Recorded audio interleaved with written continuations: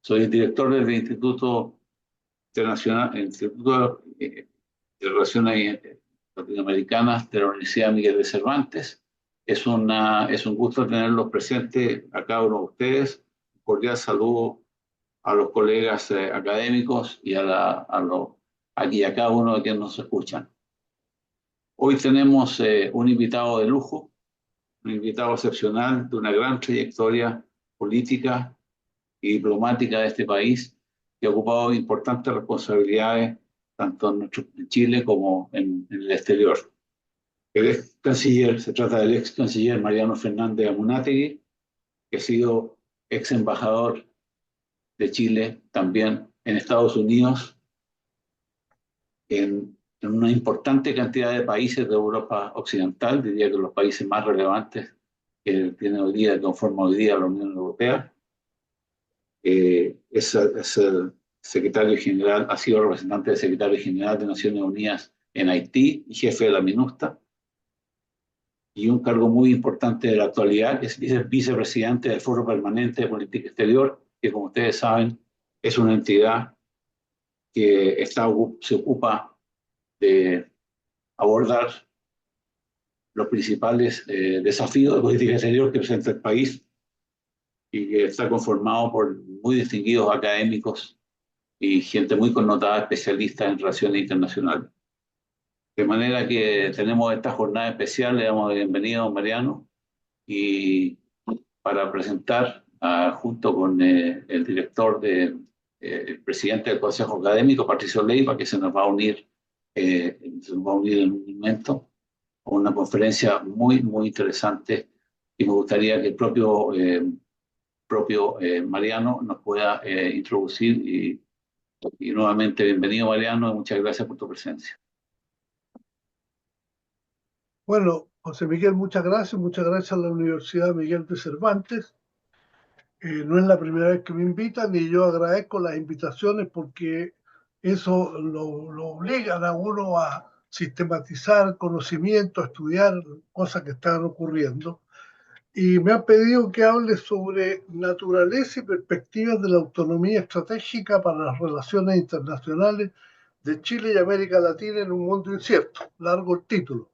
Así es. Pero, pero me parece extraordinariamente interesante porque hay un debate sobre cómo se deben comportar los países, qué espacio hay, cómo deben reaccionar frente a las grandes potencias, y se han tomado decisiones y caminos, pero yo quiero hoy día referirme principalmente a algo que es una combinación entre metodología, convicciones, manera de ver la vida, y que me parece muy importante y que se está denominando cada vez más la autonomía estratégica.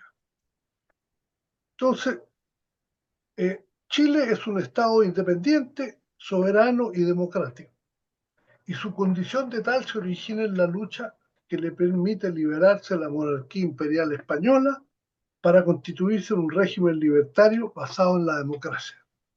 Por ello, el tema de la democracia es esencial, y somos un país perfectamente alineado, sin matices, en materia de libertades, democracia, derechos humanos y Estado de Derecho. Independiente es, por definirlo, un Estado que no es tributario ni depende de otro. Y soberano es el que ejerce o posee la autoridad suprema con independencia. Ambas condiciones las reúne Chile. Pero para accionar internacionalmente, sin embargo, no basta con ser independiente y poder ejercer soberanía en el territorio reconocido como el de un Estado con límites perfectamente delineados y aceptados por la comunidad internacional.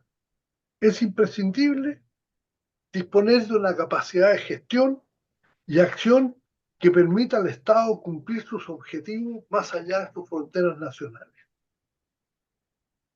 Este ejercicio, que habitualmente se realiza mediante la diplomacia, exige a la diplomacia, para poder llevar a cabo exitosamente estas tareas, una autonomía que consiste en el espacio político para que la acción bilateral y multilateral pueda llevarse a cabo sea aceptada y respetada, y esa autonomía pasa a definirse como estratégica cuando entra en acción.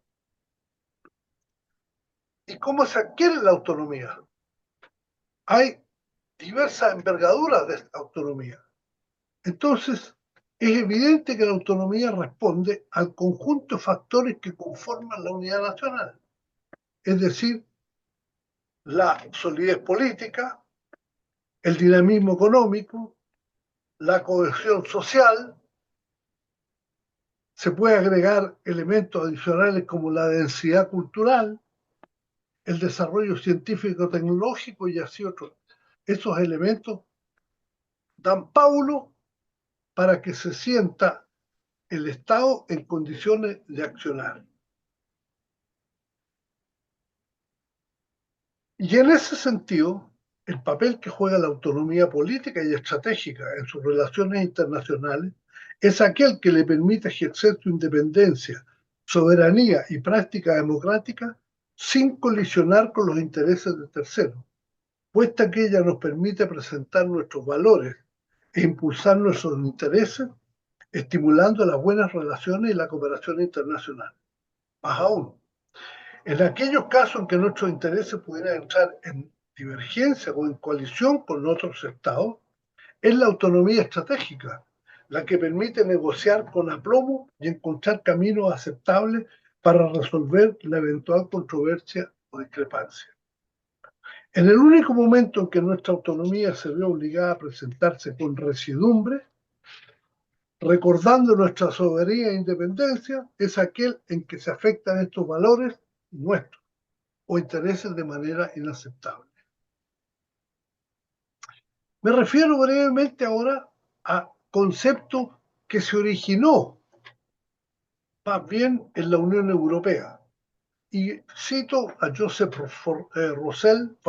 Borrell, que es el ministro de Asuntos Exteriores de, de la Unión Europea, donde él señala que autonomía estratégica abierta significa cooperar multilateralmente en lo que podamos y actuar de manera autónoma en lo que sea necesario. Así también se le atribuye el concepto de que la autonomía estratégica se define como la capacidad de un Estado para perseguir sus intereses nacionales y adoptar su política exterior preferida sin depender en gran medida de otros Estados extranjeros. El mismo Borrell sostiene que el concepto no es nuevo. De hecho, la autonomía estratégica forma parte del lenguaje acordado por la Unión Europea en tiempos lejanos. Nació en el ámbito de la industria de la defensa. Durante un largo periodo se redujo a cuestiones de defensa y seguridad. Y durante algún tiempo el debate se limitó a un enfrentamiento entre aquellos quienes creían que la autonomía estratégica era un medio para recuperar espacio político frente a Estados Unidos y aquellos otros, la mayoría de los estados europeos, para los que debía evitarse precisamente por miedo a acelerar la vinculación con Estados Unidos. Finalmente, agrega Borrell, la autonomía estratégica se ha ampliado a nuevos ámbitos de la naturaleza económica y tecnológica, como se puso, por ejemplo, de manifiesto en la pandemia. A mí me parece muy interesante la declaración, la explicación de Borrell, porque confirma con matices de que el ejercicio de las relaciones internacionales no solamente requiere las condiciones del instrumento diplomático, sino que ese instrumento diplomático o relacionador requiere de la autonomía de movimiento que pueden tener los estados dadas sus condiciones para accionar. Y eso se confirma plenamente cuando uno lee estas breves declaraciones que he recogido de distintos textos de Borrell. Ahora, en América Latina, como sabemos todos, Chile y la América Latina, somos una agrupación de estados que, dependiendo más de 3 siglos del Imperio Español, luchó y se independizó, transformándose cada una de las colonias en repúblicas democráticas con prácticas e historias muy disímiles, pero en las que nunca se ignoró o pretendieron organizarse estados como no democráticos. La versión más moderna de algunas de las contradicciones del continente en esta materia fueron las dictaduras llamadas de la seguridad nacional, que todas ellas proclamaban la democracia como su objetivo, pero practicaban la dictadura en sus expresiones más feroces. Para no historiar en exceso, se podría sostener que después de finalizada la Segunda Guerra Mundial, el continente americano confirmó su nítida pertenencia al bando de las democracias triunfadoras con una neta dependencia de los Estados Unidos, el principal triunfador.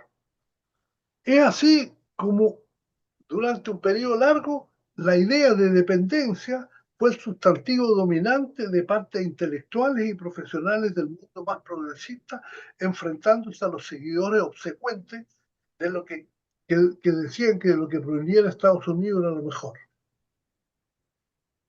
Y de Estados Unidos, durante la Guerra Fría, lo que mejor provino se llamó la Alianza para el Progreso, que tenía también mucho que ver con la que había ocurrido en la Revolución Cubana y los intentos de implantación soviética en nuestro continente. Fueron unos años en que predominó la muy fatalista teoría de la dependencia, que mostraba pocas luces al final del túnel para quienes pensaban que se debía exponer de mayor autonomía en las relaciones internacionales y desde luego en los propios países.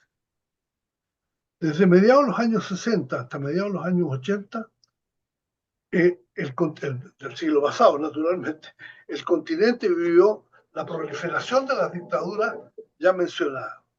Finalmente, algunos fracasos estruendosos, como la dictadura militar argentina y su catastrófica guerra de las Malvinas, la corrupción de los militares peruanos, la recuperación uruguaya, la lucha por el no en Chile, la caída del muro de Berlín y el fin de la Unión Soviética, le abrieron un camino nuevo a la democracia en el continente.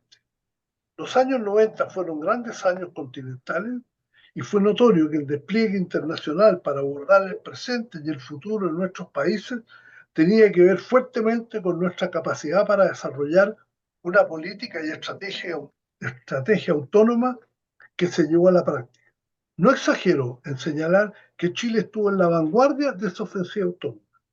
Los acuerdos regionales, los tratados de libre comercio, la asociación con la Unión Europea, las iniciativas diversas regionales y multilaterales, las expresiones políticas frente a complejos fenómenos internacionales fueron señales claras de que habíamos adquirido una autonomía de acción como nunca previamente. Ahora, la autonomía estratégica para la integración latinoamericana.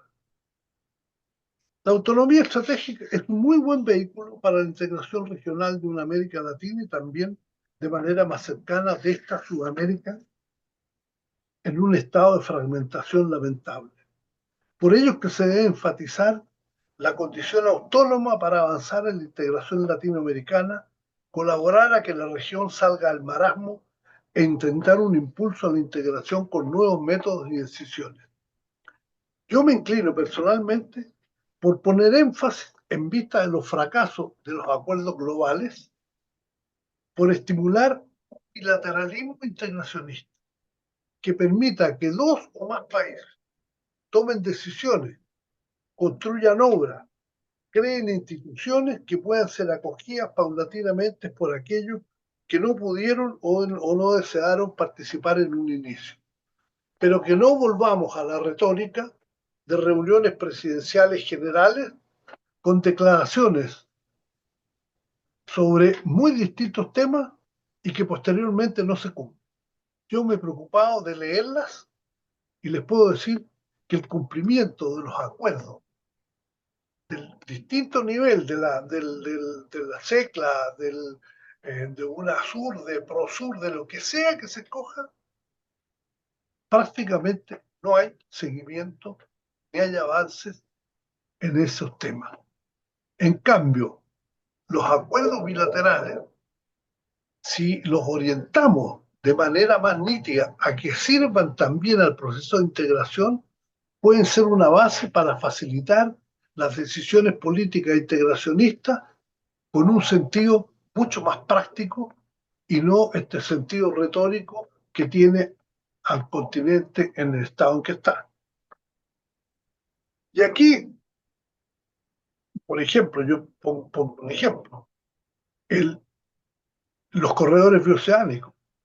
En este momento se está armando el corredor de Capricornio, que se iniciaría en Brasil, Paraguay, Argentina, Chile. Estarían vinculados 4 países. Pero cabe la menor duda de que un corredor de ese tipo puede ser utilizado también por Uruguay, puede ser utilizado por Perú, por Ecuador, por Colombia, hasta por Venezuela, no hay duda. De tal manera que esas iniciativas son lo que yo llamo bilateralismo integracionista. Se llevan a cabo, se ejecutan y prestan un servicio a la globalidad.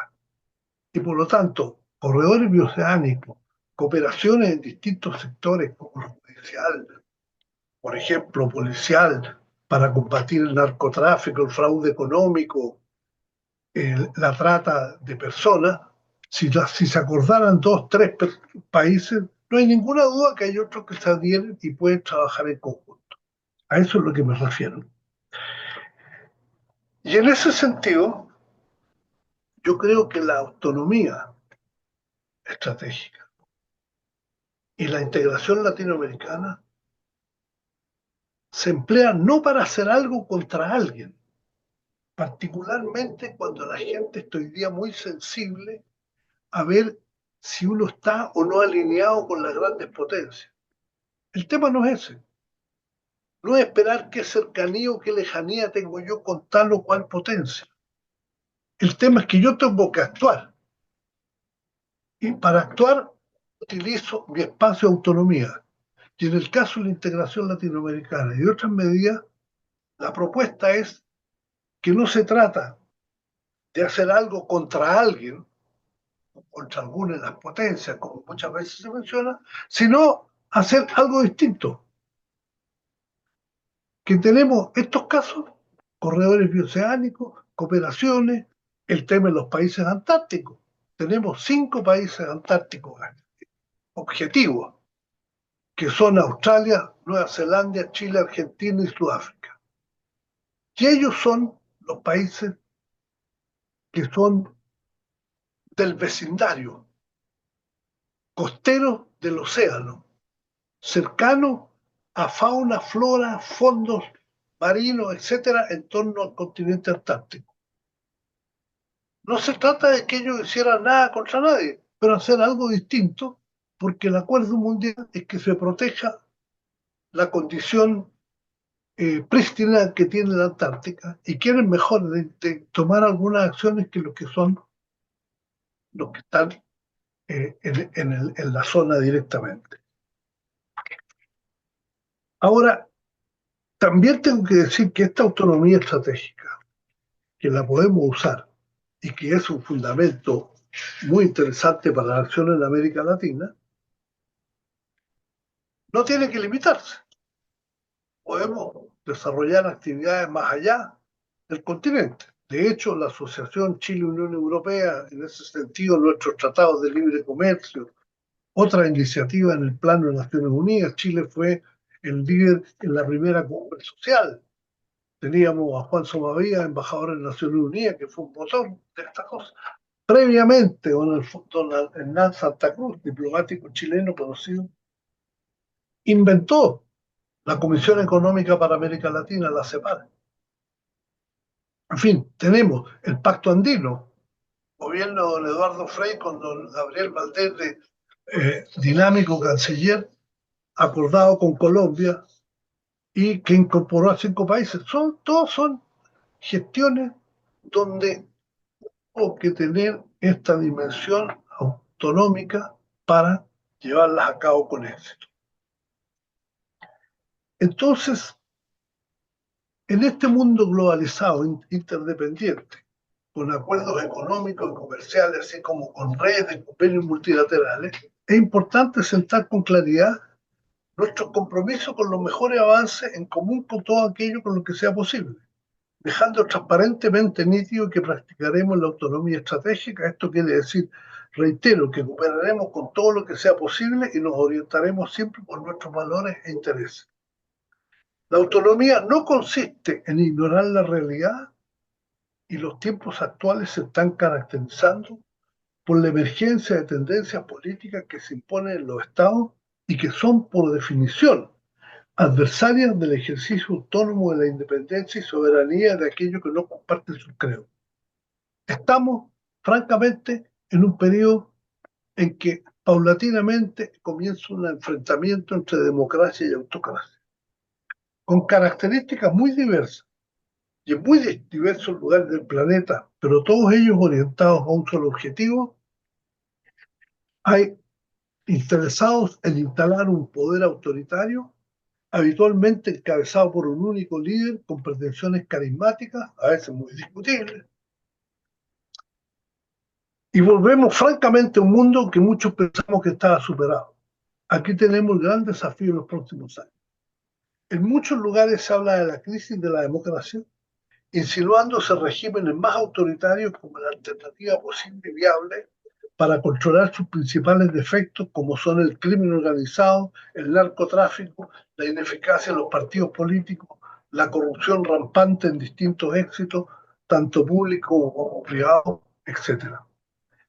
Y estas debilidades estructurales de la democracia, debía al desarrollo mismo de la democracia, de su libertad de expresión, libertad económica, obligación de transparencia, movilidad de las personas, mercadería y servicios, etc. Estas expresiones de la vida que se han transformado en malévolas o dañinas se derivan de los principales valores de la democracia, de la libertad y las libertades, los derechos humanos, la alternancia del poder, justicia sin discriminación, acceso a bienes públicos en la medida de lo posible. Este enjambre de valores y sus violaciones constituyen un atractivo máximo para quienes desean ejercer el poder regalado. Ven y practican el autoritarismo como un verdadero antídoto ante las debilidades de la democracia. Orden, disciplina, intolerancia, rigor son los valores aparentes que incluso atraen en medida importante a la legión de seres humanos que se sienten discriminados o están muy resentidos por las realidades que les ha tocado vivir. Esta atmósfera que percibimos en algunos lugares del planeta, estos efluvios actuales, con expresiones como Maduro, Ortega, Putin, Kim Jong-un, Netanyahu, su contraparte Hamas.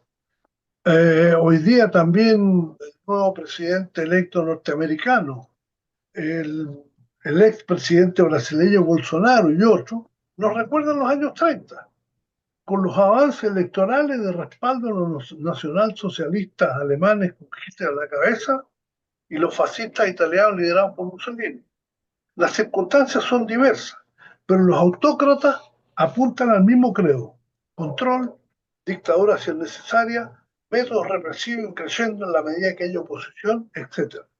El resto de historia anterior es conocida, pero es importante prestar atención al actual para no equivocarnos respecto a nuestro presente y nuestro futuro. En la denuncia de los peligros del autoritarismo ya hay muchos participantes. Cito a continuación un senador republicano, libre de toda sospecha, Mitt Romney, incluso candidato frustrado a la presidencia de Estados Unidos. Dijo él: por años el presidente Trump ha escrito cartas de amor a Kim Jong-un, ha elogiado a Vladimir Putin y ha acogido a Víctor Orbán. Todos autoritarios. Nosotros los líderes del mundo libre, nosotros no somos los líderes del mundo autoritario. Y de acuerdo a algunos informes de Freedom House, se está, y citado por Francis Fukuyama, se está viendo un deslizamiento de la democracia y un surgimiento del autoritarismo con un liderazgo chino y ruso muy importante.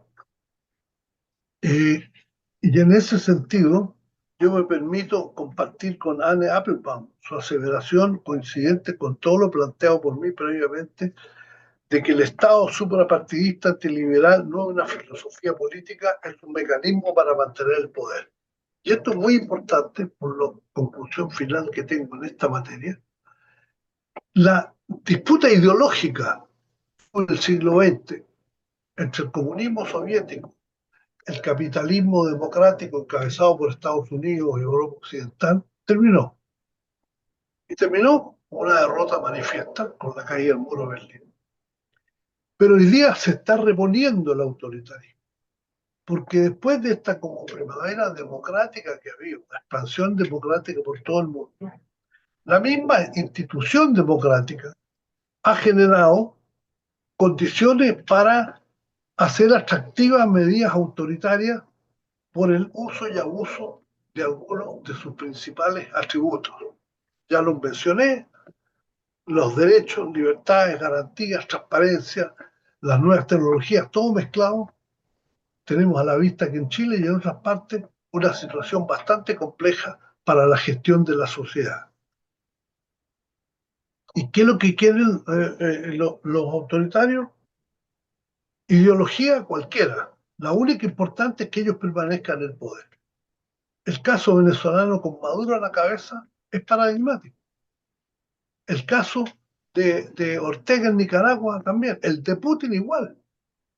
Hay que pensar que Gorbachev y Yeltsin llevaron a Rusia a un proceso democrático que nunca había vivido Rusia. Lo tomó Putin, el mejor alumno de Yeltsin, y lo transformó y hoy día es un dictador autoritario donde se acabaron las condiciones que habían avanzado en el periodo anterior. Y así tenemos salpicado por distintas partes el tema.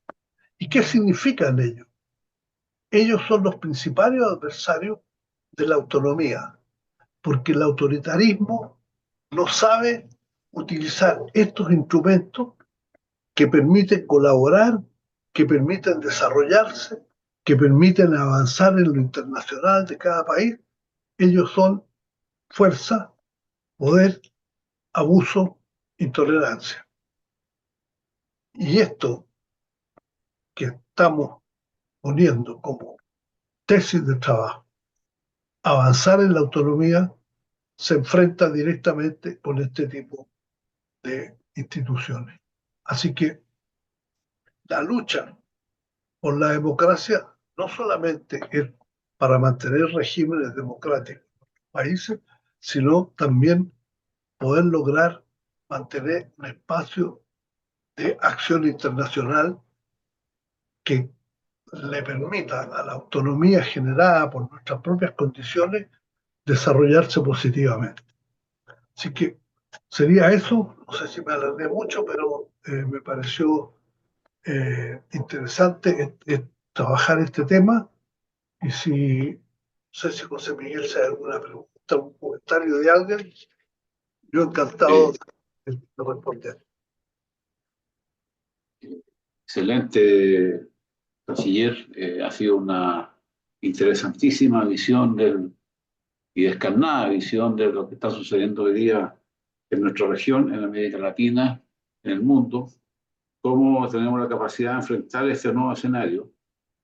Y luego los comentarios o recordar lo que señala Josep Borrell, el concepto de bilateralismo integracionista es un concepto que realmente nuevo, sería nuevo en la región de cómo poder avanzar y me pareció extraordinariamente interesante eh, como tener esta visión para poder enfrentar este panorama cada día más difícil, en que la integración, como tradicionalmente la concebíamos, se está transformando en una desintegración producto de las distorsiones que usted bien mencionaba y que debilitan la democracia, el enfrentamiento entre la democracia y la autocracia, los peligros del autoritarismo y los innumerables factores que conspiran contra una acción colectiva de la región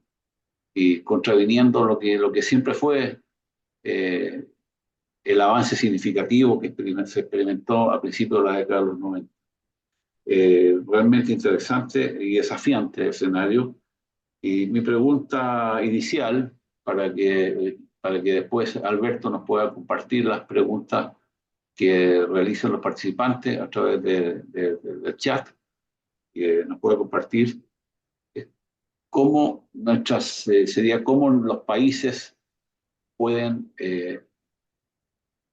for- pueden fortalecer una institucionalidad. ¿Cómo ve usted la posibilidad de que los países, no obstante, en este desconcierto de no saber a qué potencia seguir en definitiva, la creciente influencia que están ejerciendo las grandes potencias, eh, cómo enfrentar tener una solidez institucional que le permita finalmente acordar voluntades sobre objetivos comunes? En ese sentido, cómo poder eh, tener alguna voz de esperanza de que la región pueda volver a integrarse en torno a estos objetivos. Usted lo ha dicho muy bien en el bilateralismo integracionista, que otros lo llaman, sé que ha tenido un interesante debate por los medios sobre el no alineamiento activo, también que se ha mencionado como concepto. Me gustaría entonces que pudiera reflexionar sobre cómo ve el futuro, si hay realmente posibilidad de avanzar a través de estas iniciativas, como bien lo ha dicho con los corredores oceánicos, el tema antártico y varios otros, pero cómo ve la voluntad de los países hoy día en acordar voluntades, cómo se ve la disposición de los países y no seguir fortaleciendo un esquema propio de desarrollo basado en el populismo, en la autocracia en una serie de iniciativas que conspiran contra un espíritu integrador. Eh, Agradecerle nuevamente su participación y estamos atentos a sus reflexiones y a las preguntas que puedan hacer los periodistas. Mira, yo creo que el asunto, empecemos por lo final que ha dicho José Miguel, justamente hay este renacimiento autoritario porque los países no están haciendo el esfuerzo que corresponde a la etapa que han desarrollado. Nosotros, mismo el propio Chile, nosotros hemos tenido después de la dictadura unos 20 años de un despliegue espectacular que mencioné yo a la pasada. Hoy día el país está en una situación que nunca tuvo, con una autonomía de acción como nunca hemos tenido. Pero cuando se llega a una cumbre, hay que saber administrarla y continuar adelante o empiezan algunas decadencias. En otros países, las primeras crisis de las democracias surgientes después del fin del muro de Berlín, como en Ecuador, como Colombia, como Paraguay, como Bolivia, como, en fin, varios países de América. La paciencia fue menor y la tentación autoritaria fue mayor. Entonces, nosotros estamos en un continente en que resulta prácticamente imposible acuerdos globales porque hay siempre el alegato, y uno lo puede leer casi en los diarios, o cualquier trabajo, que el límite de la diferencia ideológica para llevar a cabo una acción. Entonces yo digo, cuidado, yo acepto una diferencia ideológica cuando tenemos una base común, como por ejemplo el tema democrático y lo que ocurre en Europa, que hay un primer ministro polaco, el señor Tusk, que es un conservador que se entiende perfectamente con Pedro Sánchez, socialista en España. O, bueno, ya no está Gran Bretaña en la Unión Europea, pero hay un gobierno socialista británico y también se entiende Macron con ello, entendido todas sus diferencias. Lo que nos pasa aquí en América Latina es que del populismo inicial nos hemos transformado en regímenes autoritarios. El caso de Venezuela, el más nítido. Lo que estaba pasando en Argentina ahora con el presidente Milei, me imagino que hay gente que cruza los dedos para evitar que se produzca un envío autoritario que termine eh, destruyendo todas las cosas más democráticas que ha tenido ese país, aunque venía en caída libre, lo que ha sucedido en Perú. la situación ecuatoriana, en Bolivia. Bolivia que está dividido en el MAS, el partido principal está dividido en dos grupos irreconciliables que tienen tapadas las carreteras. Entonces, ¿qué se hace en ese caso? Pequeñas cosas en la expectativa de que uno finalmente sabe que el régimen autoritario es, voy a decir una palabra frívola, entretenido al comienzo y termina siendo terrible, como ha sucedido históricamente. Entonces, pequeñas cosas que la autonomía nos permita hacer para posteriormente consolidar políticamente. Y aquí Martín Garrido, veo, ha colocado el caso del corredor bioceánico en el chat y es un caso estupendo. Es un caso estupendo, donde a los países nos permite el despliegue para hacer algo concreto que me sirve a mí y que sirve al resto. En eso estamos.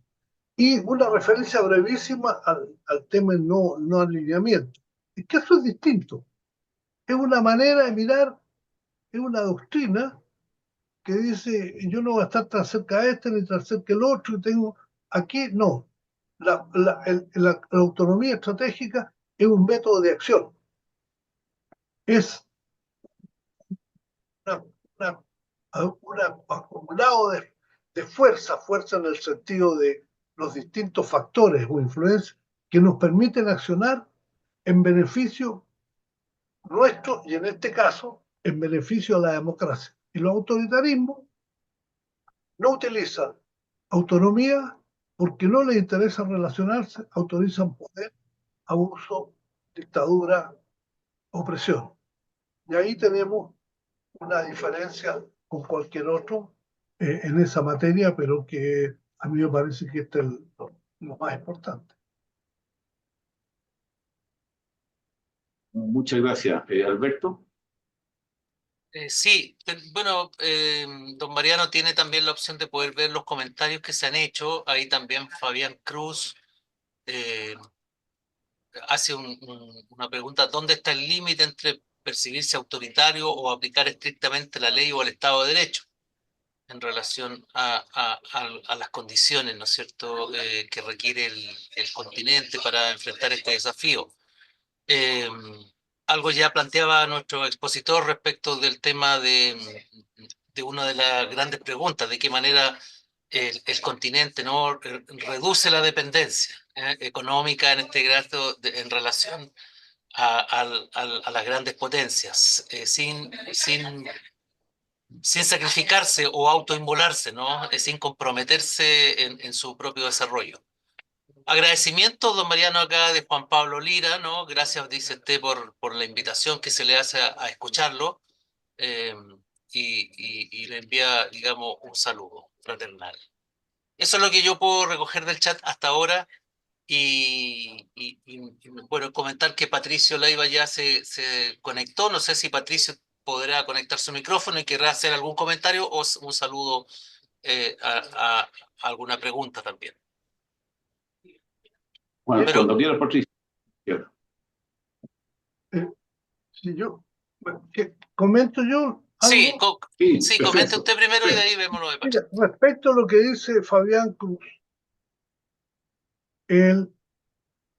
siempre hay una línea gris, no es la vía en blanco y negro.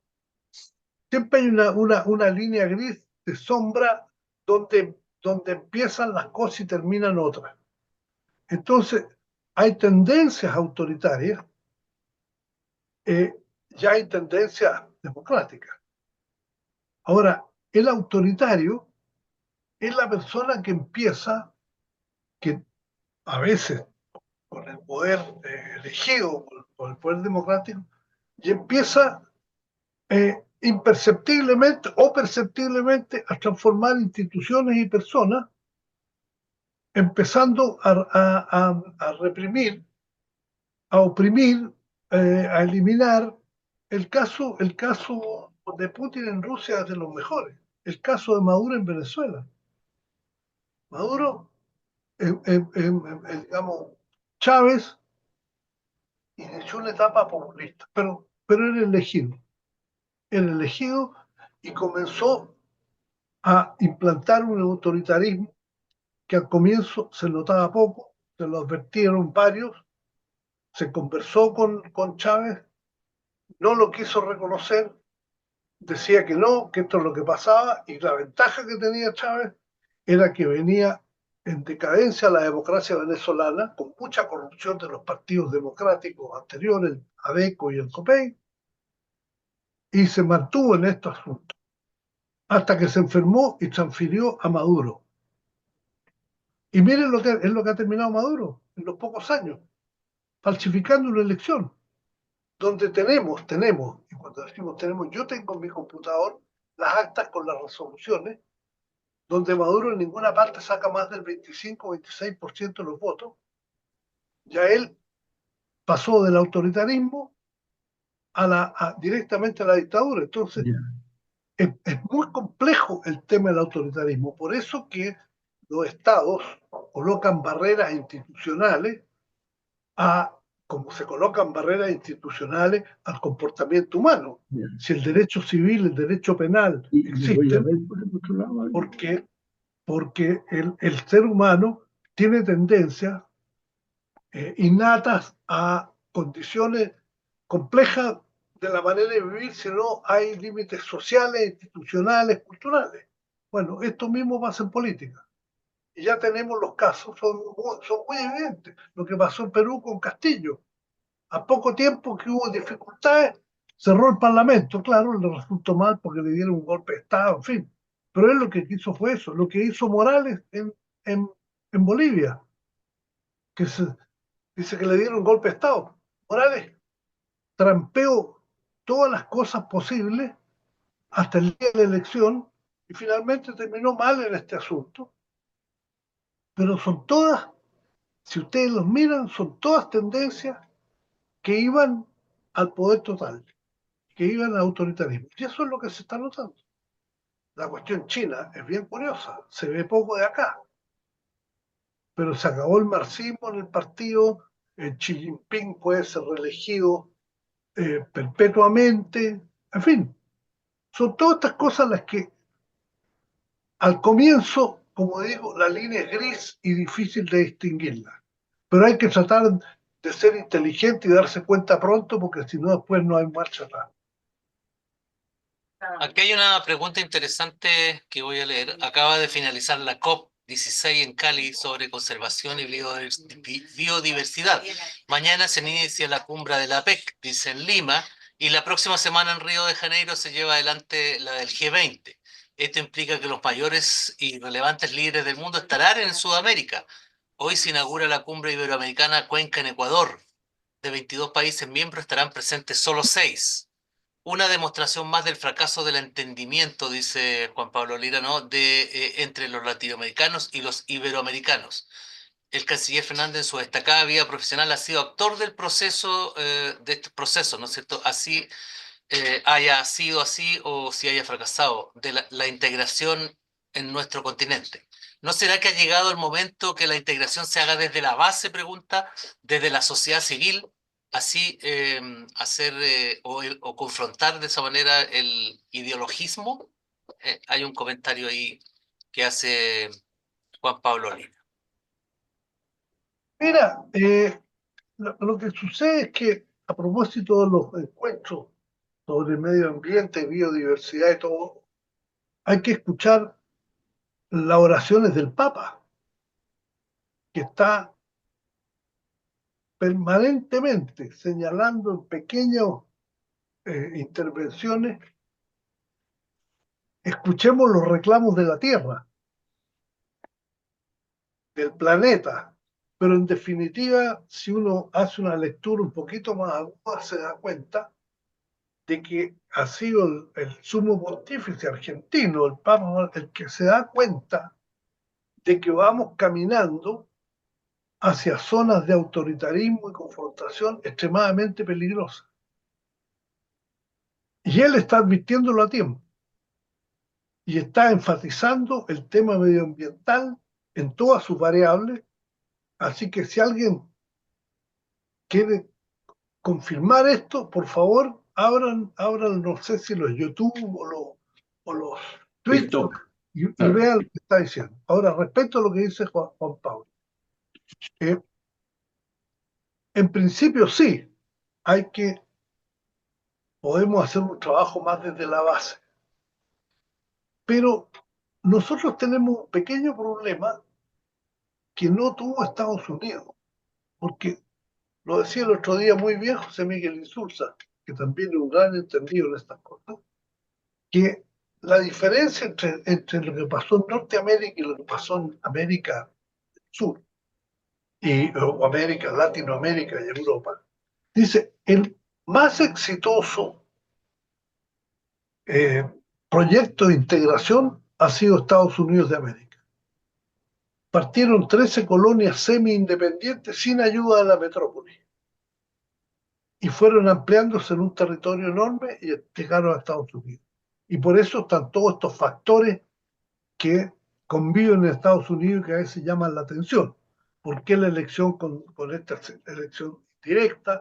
¿Por qué un estado como Montana tiene 2 senadores, lo mismo que California, que tiene que es como la octava economía mundial, digamos? En fin, todos estos factores de equilibrio son el éxito del proceso de integración.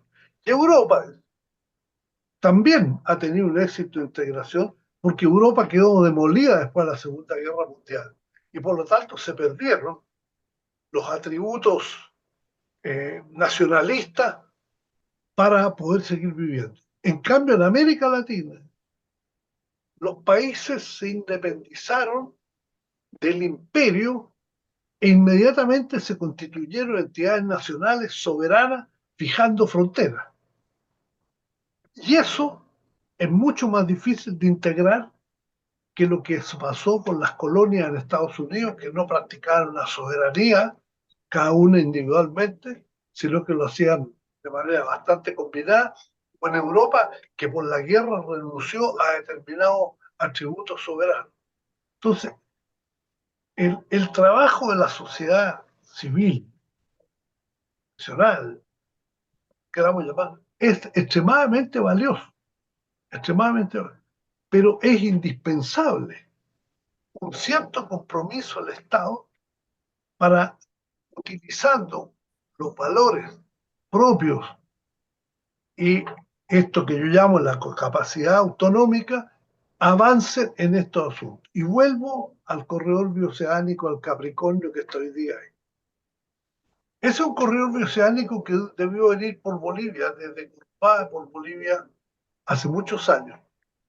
Y ha sido la obcecación boliviana de no permitir esto, entendiéndolo como un beneficio solo para Brasil y Chile, lo que va a hacer que Bolivia quede fuera del corredor. Esta es nuestra realidad política. Esta es nuestra realidad política. Hay, por ejemplo, a propósito de lo que señala Pablo, hay mucho intercambio universitario en América. Es muy importante. Hay intercambio universitario con todo el mundo. La investigación se comparte. Pero necesitamos un pequeño impulso público, estatal, para decir, por ejemplo, qué estudios universitarios serían compatibles y aceptables para los ejercicios profesionales en distintos países. Eso se podría hacer como se, como se hizo entre Chile y Ecuador hace muchos años con los estudios de derecho. Hoy día todavía hay muchos chilenos que ejercen como abogados en Chile que se recibieron en la Universidad Ecuatoriana y ecuatorianos que recibió en Chile ejercen en Ecuador. Dentistas, en fin. Pero si se le diera un marco legal un poquito más nítido, podríamos tener un intercambio de científicos y de profesionales en distintos sectores, facilitando la integración latinoamericana ordenada, no con oleadas de inmigración derivados de los abusos o problemas que hay en cada país. En fin, es ilimitado. Yo sostengo, por cuestión fundamental, que un país tienen que su capacidad política, su dinamismo económico, su cohesión social, su densidad cultural y su vocación por la ciencia y la tecnología, son un conjunto de factores, se pueden agregar otros, que le permiten caminar por el mundo buscando contrapartes para hacer cosas. Y como en América Latina, cuando hemos intentado hacerlo desde la cumbre no funciona, yo digo, hagámoslo bilateralmente con espíritu de integración. Esa es mi conclusión de todas estas cosas que he visto y de todos estos años y kilómetros que llevamos en el esfuerzo por hacer del continente el mejor lugar en el mundo para que la gente viva teniendo las condiciones tan excepcionales que tenemos, de naturaleza, de tamaño, de homogeneidad de la población, la misma lengua, cultura semejante, etcétera.